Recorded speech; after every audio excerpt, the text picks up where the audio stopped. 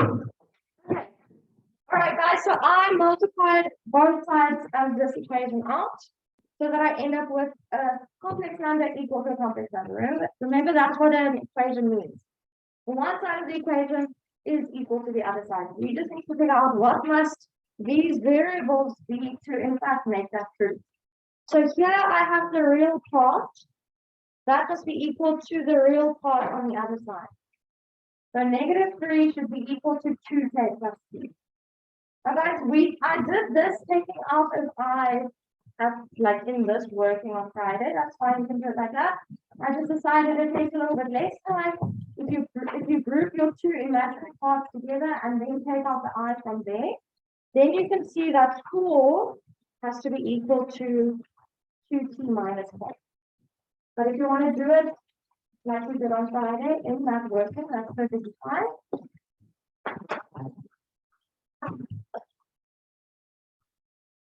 Okay, great things. Are you with me up until this point? Getting these two equations. So the real part here is equal to the real part here, and the imaginary part is equal to the imaginary part here.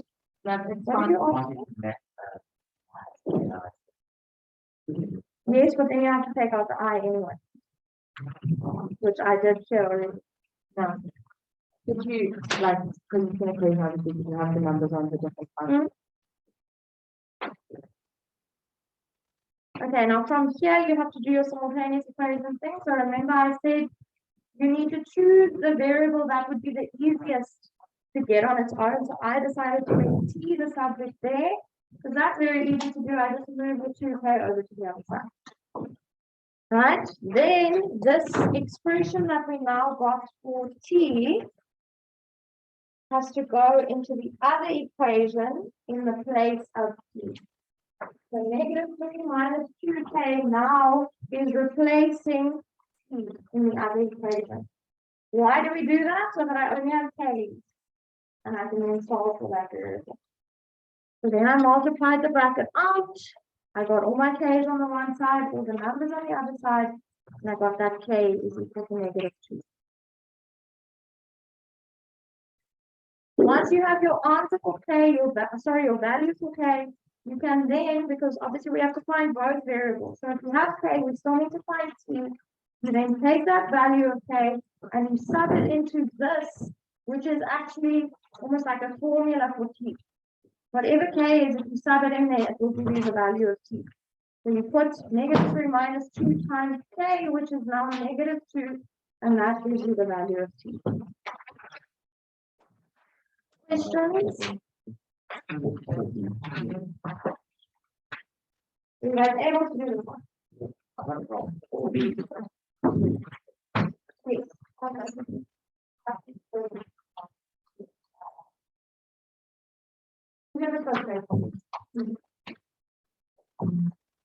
Any other questions, guys? Again, if you use a different method and it works, fine. You know, you always take the one of the variables and sub it into the other equation as the answer of one on the outside bracket. So guys, in my day where I circled the t, the reason why I decided to make t the subject is because it was just a one-step thing. If I had made k the subject, I would have to minus the t and then solve divide by 2. All right, and then I would be working with the fraction, which we want to try and avoid. All right, so you choose the variable that is the easiest to make the subject. Okay. All right, guys, we have a couple of other loose ends to tie up. This factorizing expressions with complex roots is one of them. And then we have to talk about the re and the end terms. They're asking that. I know that comes up in the class. We will talk about that now. If we have time, we might talk about it tomorrow. That's not. Okay, factorizing expressions with complex roots. We have solved equations with complex roots, right? But we haven't actually factorized expressions with complex roots. We've done that in the equal to 0, how do we find x? And we haven't worked on how do we actually factorize something like that.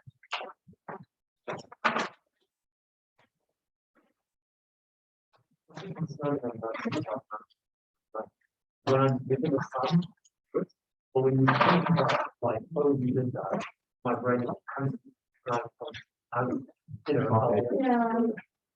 I think that's normal. I don't know, the part of it,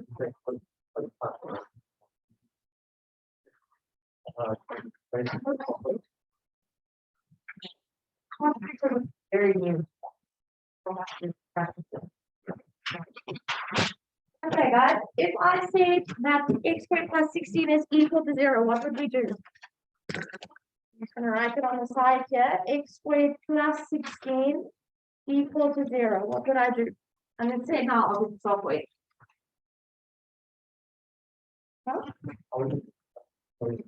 Okay, you could do that. Yes, there's something else that we can do. Quadratic formula is perfect. Yes, Alma?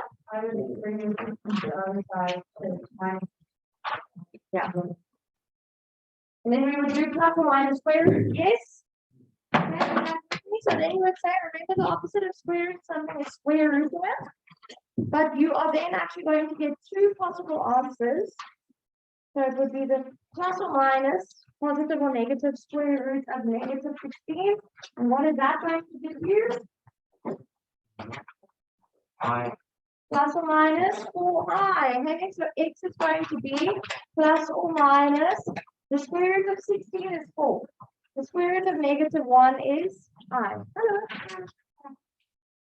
Oh, so now we missed the whole Olympiad thing. But it's fine. It was just like a problem. No, it's, I have to like start and then it goes like time. Don't fix it. No,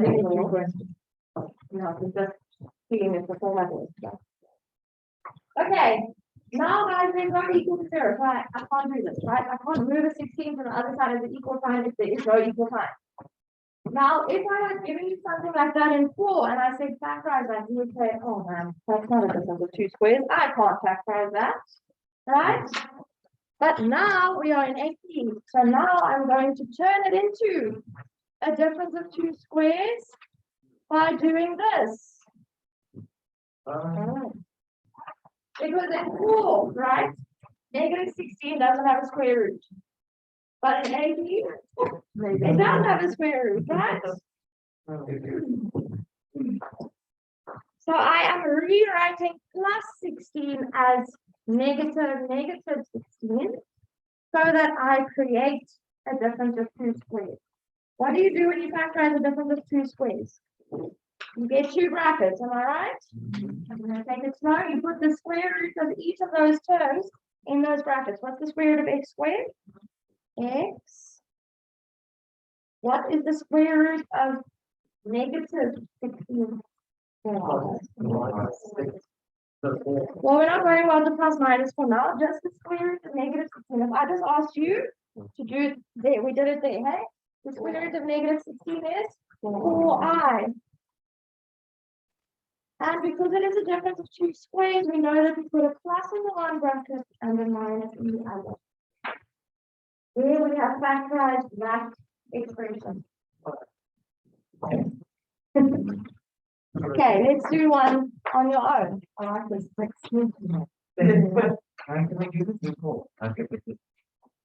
thing is, they won't give you something like this.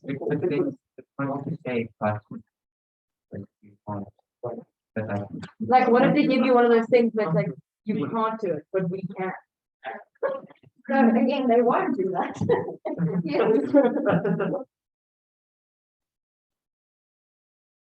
Okay, do that one on your own, please, guys.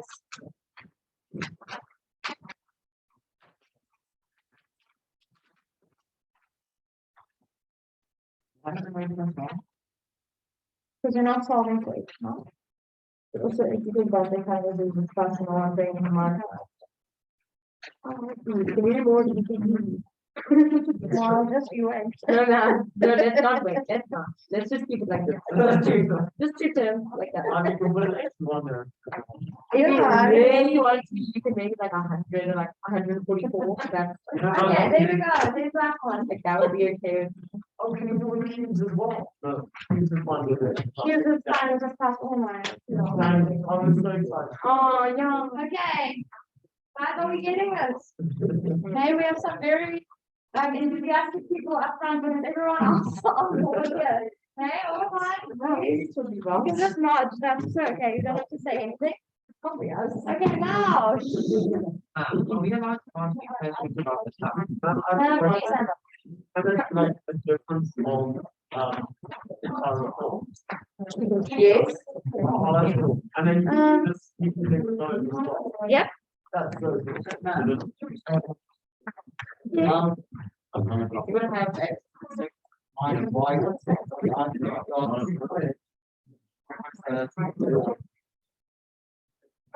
Yes, with dots, you're gonna end up with. All right. Right hand. Can I calm down, please? Write it in. Thank you. Thank you. Gonna end up with a difference of some different way. Right. Right hand.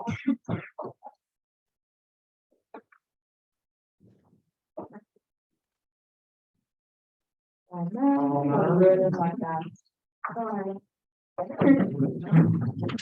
X squared minus 2x plus 5. Well, guys, that's clearly a trinomial, so we'll try and factorize it as a trinomial. So we are going to look at the last term, which is a 5. So we're going to say that we need factors of 5. Because there's a plus in front of the 5, we're going to say that the sum of those factors must equal negative 2. Is that possible? No. So again, if this was equal to 0, we would use the quadratic formula to solve for x. Now we cannot do that. Now we're going to have to factorize. Okay, now guys, we are going to again create a difference of 2 squares. But now it's going to be more difficult because we don't just have 2 numbers or 2 terms, right? We actually have 3 terms now. So what I'm going to try and do is I'm going to break up this 5, right, into 2 terms. Because 5 can be what? A 1 plus 4, or 2 plus 3, right? Or 3 plus 2, or 4 plus 1. I can break the number 5 up into different combinations, right, of 2 terms. What I'm going to want to do is I want a number here, and then plus another number that will give me 5, so that I can take the first 3 terms and put those together as a perfect squared trinomial. So for the first one, I'm just going to show you what I'm going to do, and we're going to see how it works, and then we can try and find a pattern. So I'm going to say x squared minus 2x, and then I'm going to say plus 1 plus 4.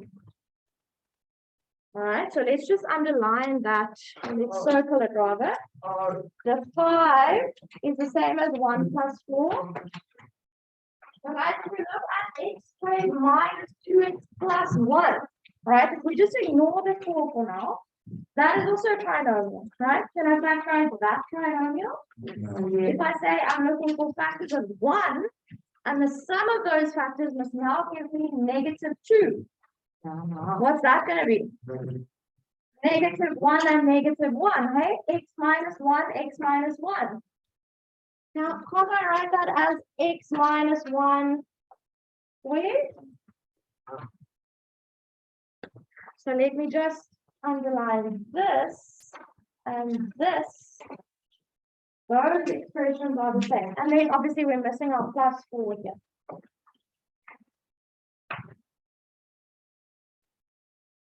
So now, Okay, make it into a guys. different. Yes. Absolutely. Before we do that, all right, guys. Now the question is, how are you going to know what to break it up into? All right, there is a trick. What you're going to do is you're going to look at the coefficient. Do you remember what that word means? The number in front of the x term, the middle term. All right, we're going to call that a b. Why do I call that b? Where have we used that before? Quadratic formula, hey, do we remember that we have ax squared plus bx plus c? That is the standard form of a quadratic expression, or equating it to make it equal to 0, right? So we're going to look at the number in front of x.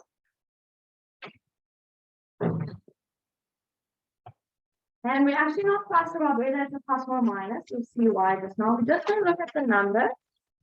What we are going to do is we are going to add, and this is gonna, maybe you're not going to believe me now, but we'll do another example where it's more current. We are going to change, we're going to split up this number into, right? This is actually what we need to know. We need to know what we must add to the first two terms to turn it into a perfect square.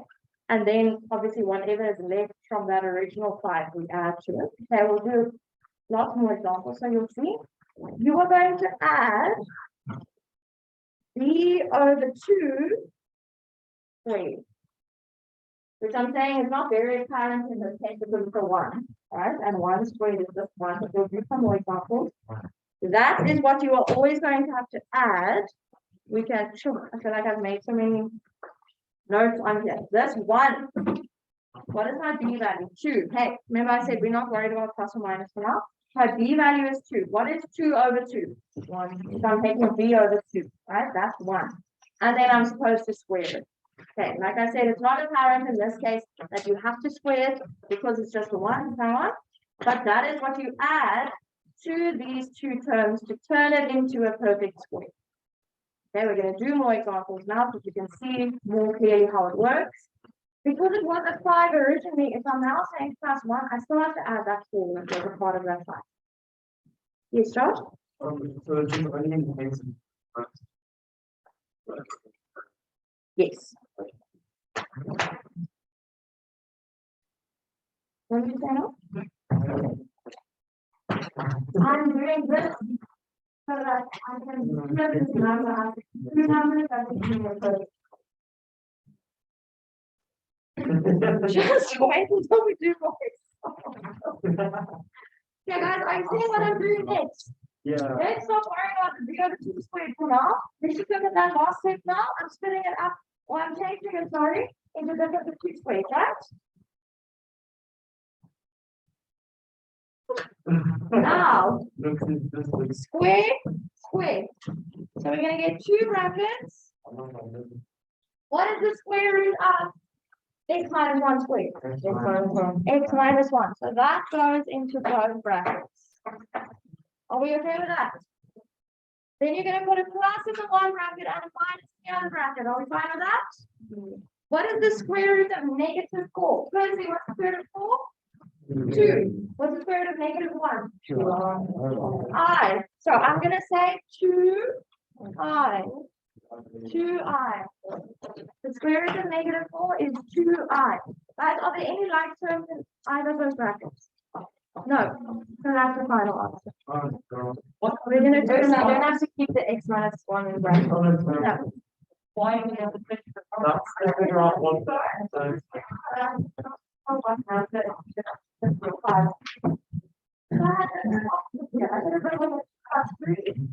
But they are able to that's what I'm saying. We're going to do another example, so please just wait. Okay, number 4. Number 4, number 4. Yes. Is the 1. Yes. So guys, should I bring in another color here? Let's be creative. Bring in green. Oh. I'm gonna do this. Black plus 1 is this. Great.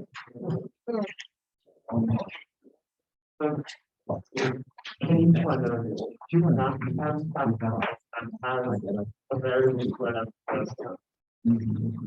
C in your. No, only if it's a perfect square triangle. But if when you factorize it, you get the same 2 brackets. Okay.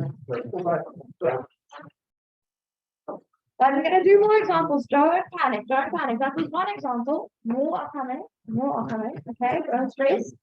We are now doing. Yes, I know. Thank you. I think we get it. X squared plus 6x plus 10. That is the next one that we are doing. Again, we're going to go through the motions. We're going to say that is a trinomial. Can I find factors of 10? that when I add them together will give me 6. No, but I'm not gonna jump again. Yeah, I'm done again. All right, we're going through the steps. Are there factors of 10 that when I add them together will give me 6? No, what are the factors of 10? 10 and 1. When I add them, I get 11, right? And 2 and 5. When I add them, I get 7. So this one can't be factorized using our normal method. Right, guys, I can't use the quadratic formula here. This is not an equation. I'm not solving for x. We have to factorize. We have to end up with 2 brackets. So now we are going to split 10 up into the sum of 2 numbers, so that one of those 2 numbers, along with x squared plus 6x, will form a perfect square trinomial. How do I know which 2 numbers to split it up into? I'm going to use my formula, b over 2 squared. All right? I'm going to say x squared plus 6x plus, now you can write it as working in this line, guys. What is my b value? 6. So I'm going to say b over 2, 6 over 2, We have squared. No. That is how I know what to split my 10 up into. So it's going to be 1 plus 9, 2 plus 8, 3 plus 7, all right? Many different options there. Now guys, what is this? 6 over 2 is 3. 3 squared is 9. What do I have as the original expression? 10. So what is still left? A 1. Yes. Where that's why later I'm perfect with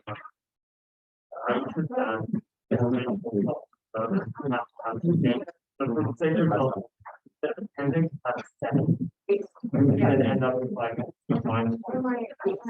Oh, sorry, we'll have objects that are eyes, which is possible. Very cool. So, a perfect square trinomial. Okay, so we have,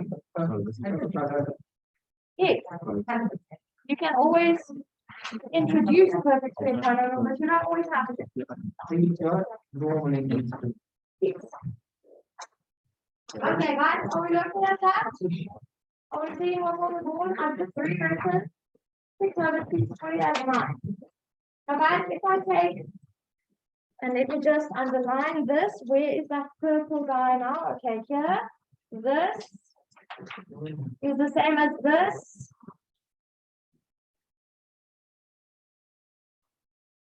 Alright, listen up. Under the line, some of it will give me 6. And that 3 and 3, hey? Yeah. So x plus 3 squared. Remember that's what we want to do. We want to turn this into a difference of 2 squared. So that's why I want to get a bracket squared, guys, so that I can use difference of 2 squared. The plus one I'm going to write as negative 1. Oh,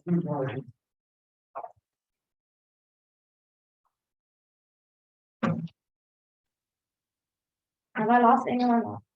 I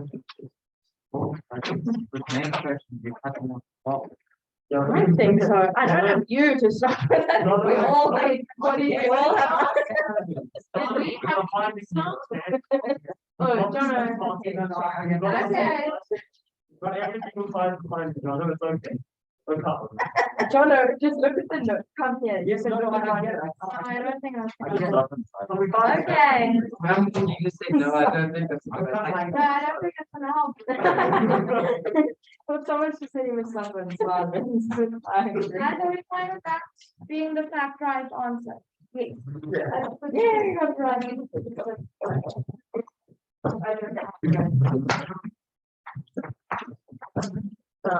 As long as you remember the b value divided by 2 and then I square it back. Yes, I'm glad. Now, we'll have a little discussion about that later. E over 2 squared thing next to my Yes, absolutely. I'm going to give you another one to do. Wait, I'm sorry, why is there a plus next? Okay, so why are you asking me why is the plus 9? No, go back to B over 2 squared. Because you added to the first 2 terms. So it was x squared minus 2x and then you add that. Yes. Guys, your last term, the last term in the perfect square trinomial always has to be constant. Because if you have an x plus 3, obviously, if you have an x plus 3, x plus 3, with multiply the last terms together, positive 3 times positive 3 is always going to be positive 1. Right? Here, we have a negative 2x, we have a plus 1, which has what negative times negative 1. Positive 1, right? If I have x minus 1, x minus 1, and I actually foiled it out. That last term will always be positive. That's why I said we don't actually worry about whether this term is positive or negative. The third term in a perfect square trinomial always has to be positive. All right? If your middle term is negative, then you will just put that minus in the brackets essentially with factorizing. Okay, so that's why I say it doesn't matter what this sign is, we just add b over 2 squared. Always has to be plus. Guys, I'm going to give you one to do on your own now. Okay, let's do this one. X squared minus 4x plus 12.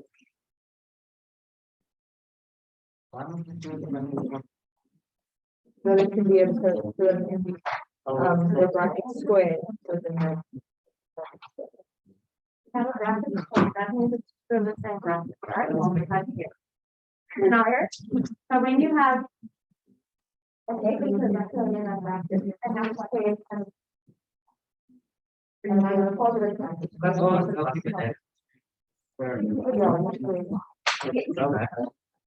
That's one.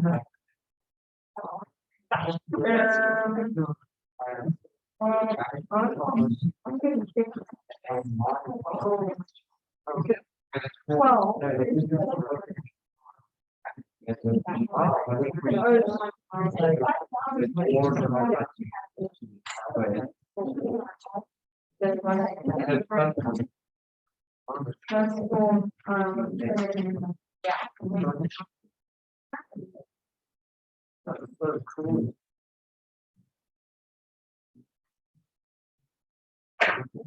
What minus 4?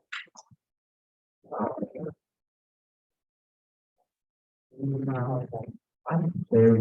I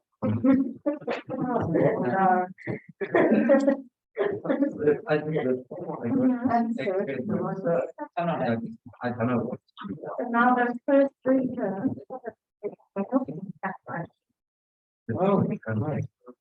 Good point. We need to take it in terms of the as a I'm just gonna wait a minute. Oh, Wait. wait. No. So you put more over two. Yeah, that's fine. It's two. It's squared. It's four. So it should be plus something. Give me the give you 12. Right. Oh, so I'm right. Yeah. Remember, there is no square for negative 8. That's what I need to do the square root. So this is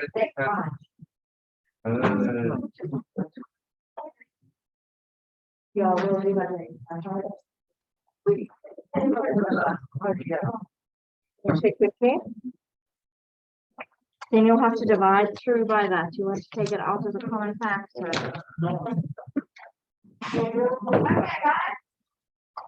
you find your problem. I did actually. The four that has to give me negative 1. All right, guys, let me show you quickly how this one works. We're always out of time. So we're going to say x squared minus 4x plus 4 plus 8. Yes? So they're going to say 4 over 2, which is 2 squared is 4. All right, so your b over 2 squared is 4 in this case. Now you're going to factorize that to x minus 2 squared.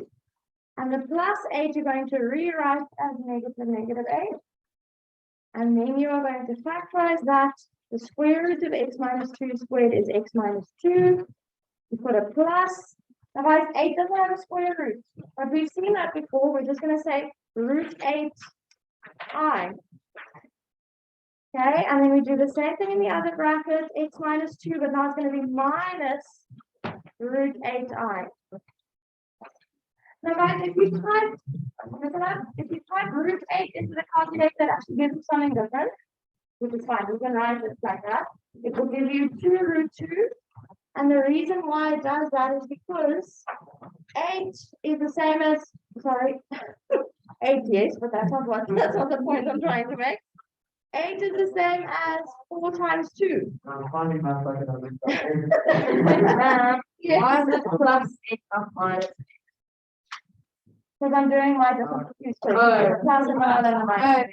Ma'am, I think that question is difficult enough to ask from the kid. Anyway, unfortunately, that one. And then just take on the Root 8, this quickly go down very far. I'm rewriting root 8 as the square root of 4 times 2, which is basically what we would have done if it was -4. We would rewrite that as 4 times -1, right? We would say the square root of 4 is 2. But now 2 doesn't have a square root, so we leave that as the square root of 2. This is what you get on the calculator. This is simplified third form, but it's okay if you leave your answer like that. Now guys, in the front, apparently, sorry, I didn't realize that, but there is one question there. There's one question where there's a different number in front of x squared. I will do an example like that. When you hand in on Thursday. Let's do some 4 tomorrow and then we do AP again on Wednesday. All right? I am not, listen, thank you. I'm not, God, I'm not giving you homework because you have your practice on Thursday. Work on that today, please. Did everyone Did everyone hear that you are doing 4 tomorrow and then 8 again on Wednesday? So we can just finalize this. We also still need to talk about Marie and M.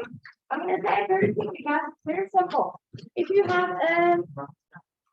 you can also just listen, it's fine.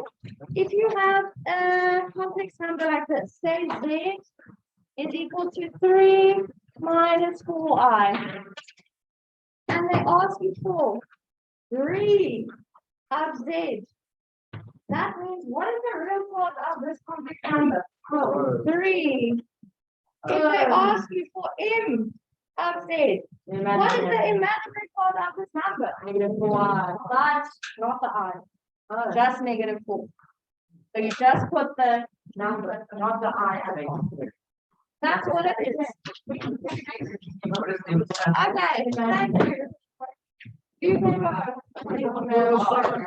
Yeah, that's enough.